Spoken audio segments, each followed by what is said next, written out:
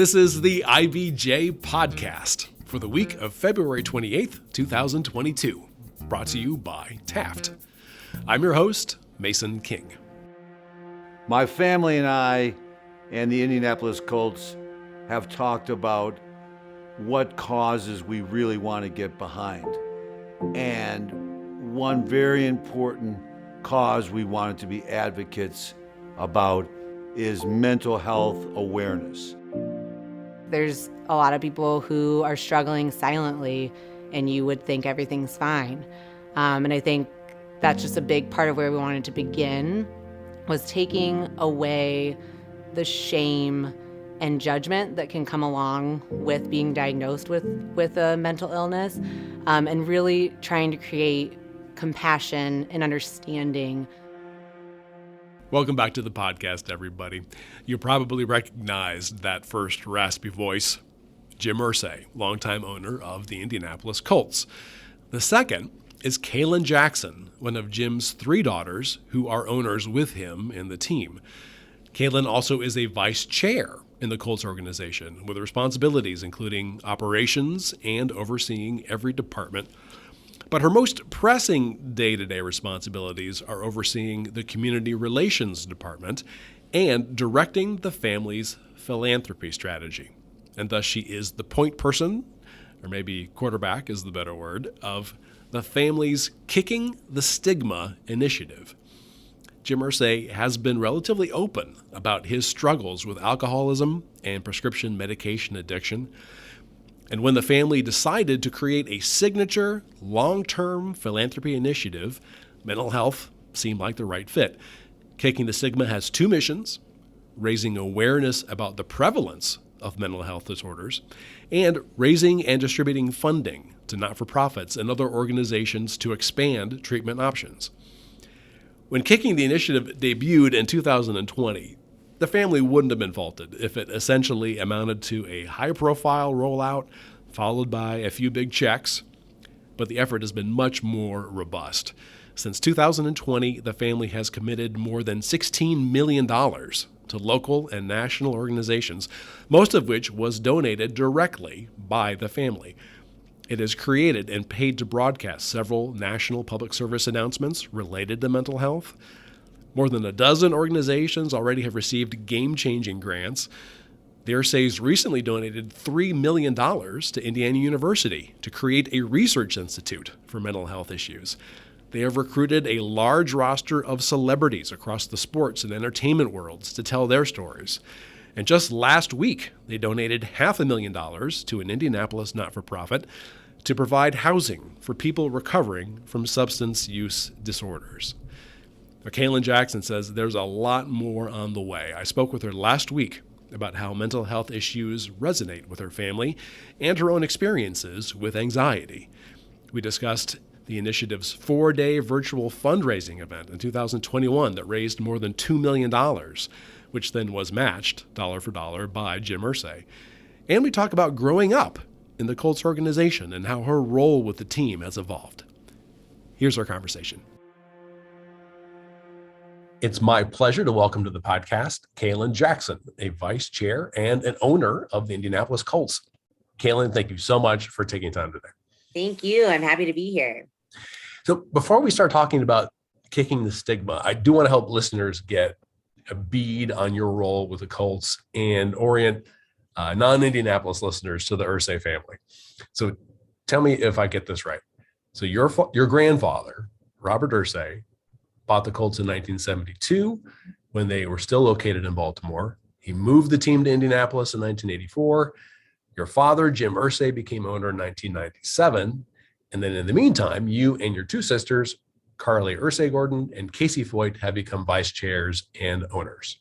That is almost exactly correct, but you missed just the very beginning of our story, which I think is an interesting one to note, is that my grandpa actually bought the LA Rams back in 72 under the understanding with Carol Rosenblum that they would trade teams.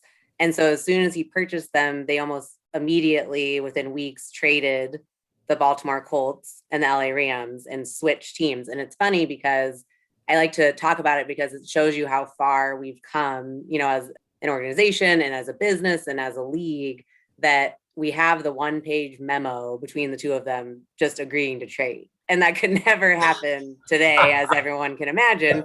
There's way more red tape and things that have to be discussed and approved and voted on, and that would be completely out of the picture. So it's an interesting thing to note that it was done that way back in 1972, which really wasn't even that long ago. But yes, you almost had it exactly correct. That's incredible. It sounds like they're exchanging Pokemon cards. Yes. And if you read the memo, it's so cool to see it just because it's literally typed up on a typewriter, 1 page, just like agreed between the two of them, like understanding. So let me ask you, did you always want to be part of what is the family business? Was it expected or something that you just knew you were interested in?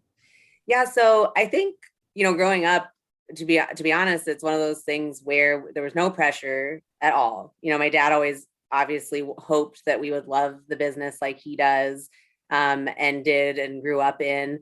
But I think it's funny, there are two sides of the loving the business for us, because it's been so ingrained in us since birth. Everything in our lives in terms of the calendar year revolved around football. And that's really all we ever knew. That's all I remember. And that's still all I know. So a big part of me, I think, assumed, that comfort of what I already knew would be something I'd want to do. But definitely as I got older and you get into your adolescence and you start to question, well, what really do I want to do in this life? And what do I want? What am I passionate about? And is it this, or is it just assumed that I would do this? And so I really took that seriously because I didn't want to do it if it wasn't something I was passionate about. And I really took the time. I went to Indiana University, and I'm a very proud Hoosier alumni and am still heavily involved there. And I went to their sport marketing and management program, which was one of the first in the country. And my middle sister, Casey, went through that program before me. And it was really there that I found, I like to say, IU helped me find myself and who I am, and really showed me that I was passionate about that. But I don't think it was really until after I threw myself into the business, after I graduated in 2010, that I really took the time, because, we did internships and things like that as, in high school, answering the phones and making copies, all the normal stuff that interns would do.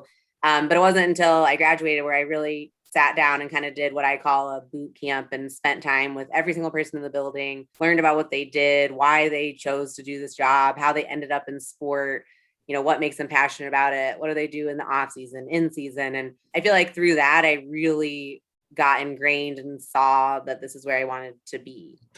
So the Colts and the Irsay family have supported many, many causes since 1984. So my understanding of Kicking the Stigma, though, is that this is really intended to take it to another level in terms of being a signature effort of the Irsay family and being coordinated and sustained over a significant period of time. Is that right? Yes. And I think that it is, I'm glad that it feels different because it's meant to kind of feel different. We kind of sat down and thought, as you said, we are known for showing up when people need us. And we are so proud of that fact. And we have had our hands in anywhere that is in need. And we pride ourselves in being there, especially in areas of high need that might need extra help or have, fallen to the wayside. And so when we sat down, though, and actually it was my older sister, Carlie, kind of challenged me, if we were to have our own initiative, though, we've never had our own family chosen initiative. A lot of the things that we've, donated to, of course, mean a lot to us in a variety of ways, but we never really sat down and thought if there was something that was ours, like that represented our family's interests and the need in the community, what would it be? And it was prior to the pandemic, a few months prior, that we landed on mental health because of our family ties to the issue. And then once we started to actually look into the numbers, that was really what solidified it, in the sense that we were shocked. I think it was really upsetting to see the numbers and the statistics, especially in the state of Indiana. We're one of the worst states in the country when it comes to mental health. You could list a variety of things from suicide, depression, even ability to respond to a mental health crisis. We are not high on that list. And it was upsetting to see because, as I said, I'm a proud Hoosier. And I think we also pride ourselves in showing up in these areas of high need. And we have not dedicated time to this space. So it really made us delve deeper and go on kind of like a crash course of educating ourselves in this space, trying to connect with the right people that are doing, really great work already, but just need more help and need more support and need people to shine a light on this issue that really has been in the dark for far too long. And so that's kind of how it was born. And then, as we all know, the pandemic only exacerbated the need. Now, your dad has talked publicly over the years about his struggles with alcoholism and addiction to prescription medication. And even as far back as 2014, he was talking specifically about the stigma of alcoholism and addiction and how it makes recovery so much more difficult. Was that something that he personally brought to the concept of the campaign addressing the stigma? Yeah, I mean, I think he obviously knows, with his very open issues with substance use disorder, that it's difficult. And I think, he's in recovery and doing really well. And we're so happy and proud of that. And I think, we talk about things like, for example, if you beat cancer, everyone celebrates and brings you, food and, is very supportive. But yet when someone might beat alcoholism and get their 1-year coin or whatever it might be, it's really not viewed in the same way. But in fact, it's not that person's fault either, that they're experiencing these issues. And I think there's also such a wide spectrum of mental health, disorders and illnesses. And really one of the biggest problems is the stigma in terms of actually reaching out and getting help. People feel it's their fault. They're not deserving of help, and that's one of the biggest reasons that, suicide numbers have increased, that, substance use disorder have definitely increased. And a lot of the mental health issues also tie hand in hand. It's very common to see someone have more than one, disorder tied to what they're experiencing. So yes, I think definitely our personal experiences through what he's experienced, but also we have a lot of family and friends who've experienced the same thing. And, really watching them go through these struggles and not know where to turn and where to find help, or even feeling like they need to hide the fact that they're going through this experience, and how painful that can be, for them and also for the family, because it's not, we talk a lot about that too, that it's not just the person experiencing it, but the family that's going through it. And so it's just it's an issue that I think has been, like I said, it's been kind of hidden, or like the elephant in the room. And we kind of want to be the one to bring it up and say, use our experiences and vulnerability to hopefully lead others to join us and realize that it's okay, to show that side of you. And that in fact, it may make you feel stronger in owning your story and might help you heal at the same time. So, and we also fully realize that not everybody wants to share their story, out in the open, and that's totally okay too. I think for us, we just feel that it's kind of part of our purpose, if you will. My dad always speaks to the fact that our title is owner, but we're really just stewards in this life. And we've been given this opportunity and this amazing platform, and we really want to use it for good, and, be able to use our horseshoe and the Colts name to really help and shine a light on this issue. I'll offer that. I mean, I've probably struggled with depression and anxiety my entire adult life. And I've talked about it before, and I've even written about it. But, when I go to the pharmacy, I still get a little itchy, when they say the name of the drug. And it's then I kind of catch myself and go, wow, I still feel, the stigma related to this. I still feel like this is somehow my fault. Yeah. And I think that, like I said, a lot of work has been done, and is, I think, we hope that our work in the last 2 years has helped, but there's a lot of work left to be done, as we know. And I've also, struggled with anxiety, my whole life. And when I always say, and I still do, because it's not something that just goes away, it's something that you live with. And I think that I really try to use, my experiences and share the feelings I feel, because I think for me, I've seen people talk about their issues, and certain stories really connect with me and make me feel like as if they were in my head, like no way they said that, that's exactly what I feel, or that's exactly what I've been experiencing.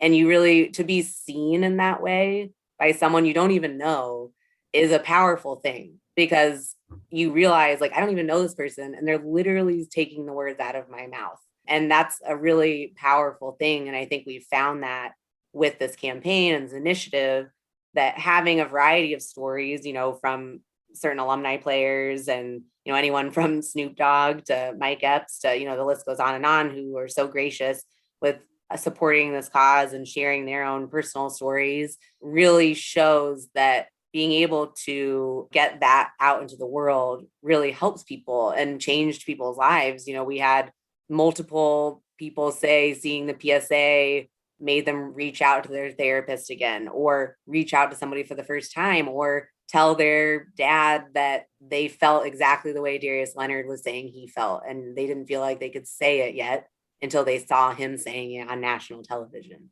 Mm-hmm. And so if we can help one person, that it's worth it, to make them not feel like they're sitting at home alone. But I think that was the idea also behind the PSAs. When we initially started the campaign, it was supposed to be an internal, kind of like our social media outlets kind of thing. And then when my dad and I filmed for it, he got so passionate about it and said, this should be something that we make bigger. This should be a bigger conversation. This isn't just Indiana. This is the whole country. And this is an issue that, we all need to be talking about. And so that's kind of how the PSAs were formed, and how our website was formed, and really everything. He wanted to do those PSAs and we didn't even have a website yet. So it's kind of funny to look back now, because we, worked really hard to kind of quickly get things together. But it was so worth it. But it was really all him who wanted, he's the one who, kind of had the idea of putting these PSAs on Fox News and CNN and really, part of big sporting events, and kind of showing up in your living room where you least expect it. And that's, I think, the positive impact we had with it, and the success we had with it was because of that. Like, there wasn't something fancy about it. We weren't asking for money. We weren't asking for anything. We were simply just saying, let's talk about this fact that this is an issue. Let's just talk about it. And so I think it was a very unique way about going about it. We weren't really asking for anything. And I think that that's part of why we had such success with it as well. All right, let's take a quick break so we can hear from our sponsor. This is the IBJ Podcast. Taft, today's modern law firm. With more than 625 attorneys across 11 offices, we provide solutions to the business issues facing middle market and emerging companies alike. We do this through a highly collaborative and inclusive team approach. Taft, the modern law firm. To learn more, visit taftlaw.com.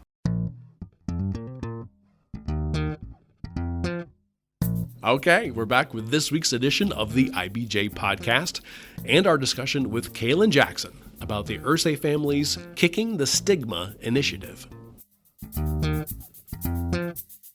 So you have been talking about this prior to the start of the pandemic, but then the pandemic happened along. And it seems like the first kind of public debut of this was during the My Cause, My Cleats program in late 2020. Yes. So that was used basically because of the pandemic. We kind of realized we're not going to be able to get out into the community. We're not going to be able to have a, fundraising event anytime soon. And I said, well, I don't want to wait to get started on this, and we hadn't really announced that this is what we are doing. And this is a big initiative of ours. So we took that opportunity, My Cause, My Cleats, to really announce and kind of launch this initiative so that we could really get started, because we didn't want to wait.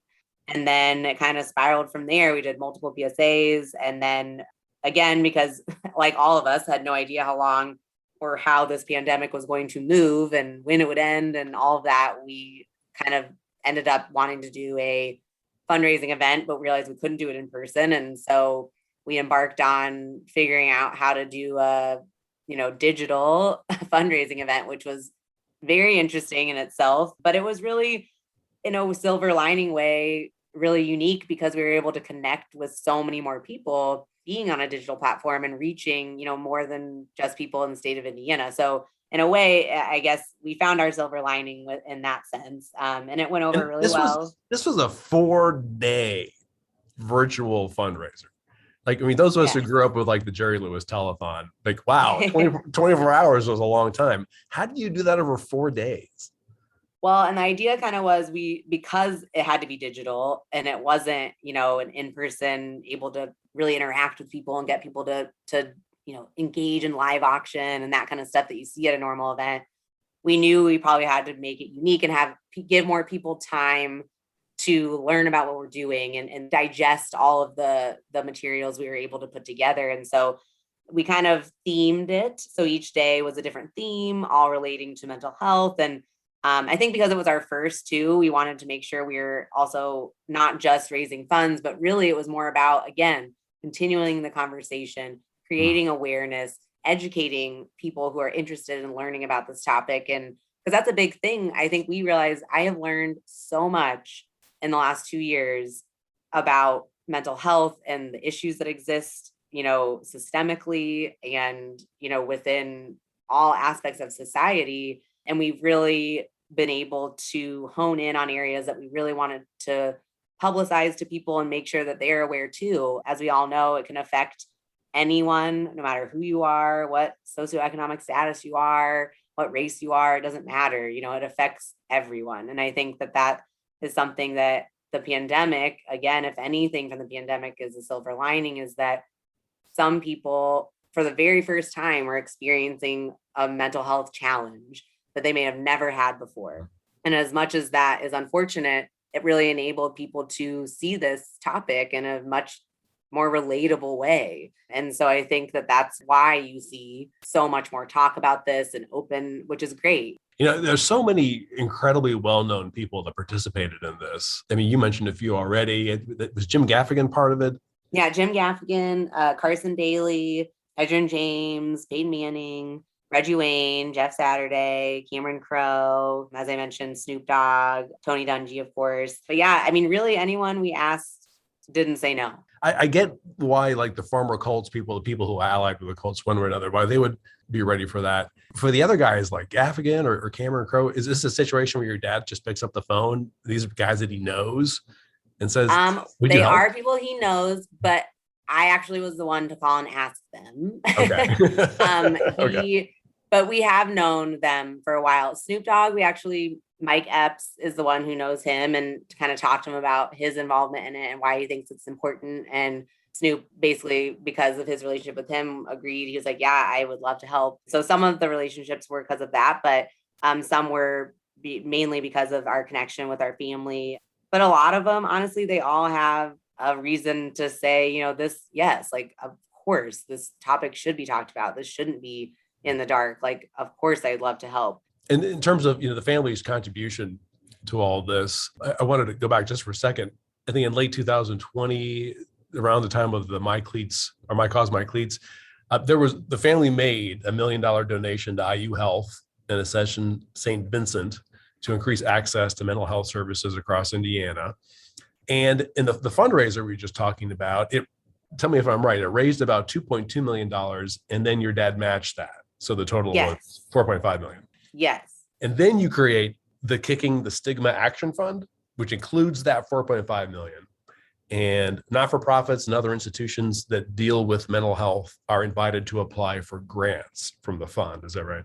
Yes. So back when, I guess it was right before it would have been the spring of 2020 when we hadn't really announced that we were doing Kicking the Stigma yet. My dad did a $3 million gift, but it was $1 million to IU Health, $1 million to St. Vincent Stress Center, and then $1 million to Suburban North Club. And that kind of like solidified the start of all of this.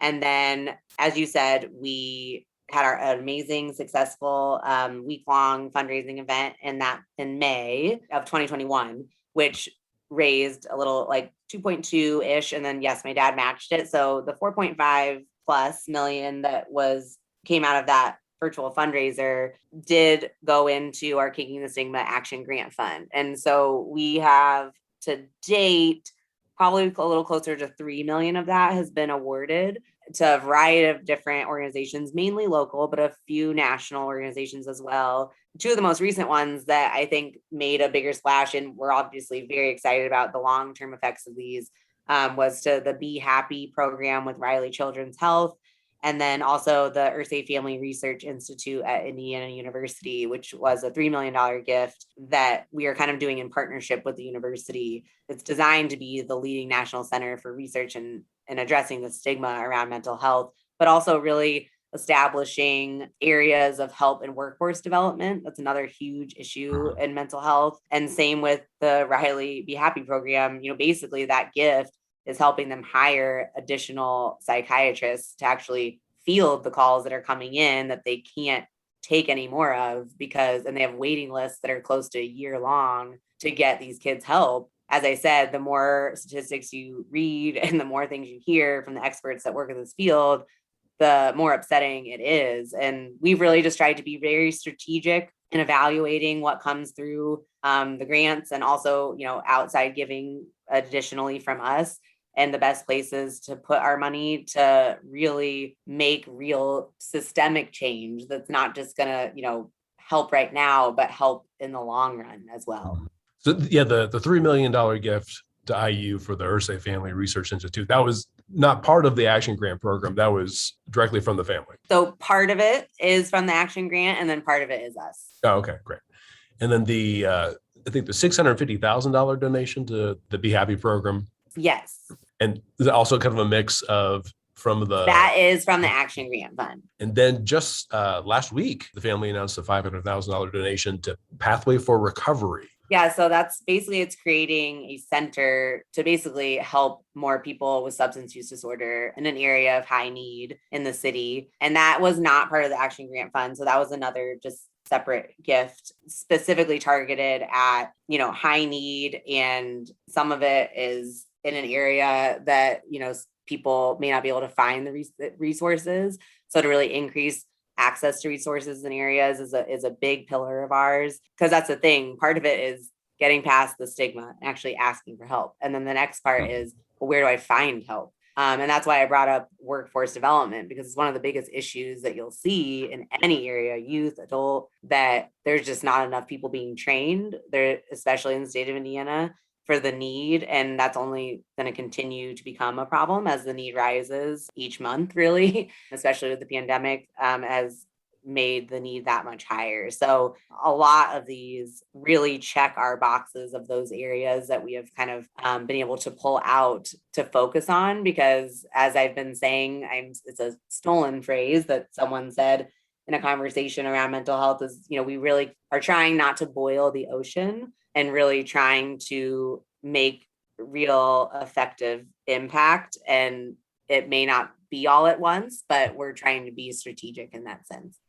So in the most recent release, I saw that if we take a full accounting here through the action grants, as well as personal donations from the Irsays, the family's committed more than, I think, $16 million to local and national. Since 2020, yeah. Since 2020. Can you just ballpark how much of that is directly from the family? Oh, gosh. Well, I would say over half. Well, I mean, it's all of it other than the 4.5, really. So a lot of that is coming from, so it's individual donations like you see listed in all of the areas from, IU Health to Stress Center, North Club to Boulder Crest to the Indiana University. But it's also including the awareness campaign from the PSAs as well, because those ran for 2 years almost. And we made 3 different versions, I believe. So that's also a big part. What else is there to do? and of course there is so much to do, but what can you give us a sense of what we'll see over the next year? Yes, I would not be surprised if there was another PSA in the mix. We have not created it yet, but it's in the discussion. We also are in plans of having our first in-person fundraising event in this fall. So it'll be an in-season fundraising event that we're very excited about. We can't release the date yet until we have our sought after schedule, which we won't get until May, but as soon as we have that and we have that locked in, everyone will be seeing that, and how you can be involved and how you can help with that. But really, it's continuing to keep this, like I said, a topic that doesn't just go away. I think you see a lot of great work and initiatives come and go, and we really hope and are committed to this being something that is long-term, and that we are committed to not just our funds, but sharing or giving our time and energy to this issue for years and years to come. Well, I've taken up a ton of your time. Thank you so much for sharing this. Well, thank you. I really, really do appreciate everyone who has given or talked about this or shared anything to do with this. And there will be much more to come on Kicking the Stigma. My thanks again to Kalen Jackson. And folks, before you get on with the rest of your week, there are a few stories in the latest issue of IBJ that I'd like to draw your attention. First up, 3 Black-owned businesses are planning moves downtown as part of a larger effort to help the city's core recover from the pandemic. Dave Lindquist reports that they're getting help from a not-for-profit that has emerged as a local leader in diversity initiatives. Also in this week's issue, John Russell explains how the sprawling case against Bloomington-based Cook Medical has ballooned into one of the largest and longest civil actions in Indiana history. And Mickey Shuey outlines how Indianapolis is embracing esports on the professional and academic level with hopes of becoming a national player. Again, you can read these stories in the latest print edition of IBJ or online at IBJ.com. It's a little easier said than done, but I can guarantee you access if you're a subscriber. It works out to about $2 per week for all of the latest news about local business and politics, plus all of IBJ's data about the central Indiana economy and corporate community. Just go to IBJ.com and click on the subscribe button. And thanks again for making time this week for the IBJ Podcast, which is edited by Leslie Weidenbenner. I'm Mason King. Hang in there, everybody. We'll be back again next week.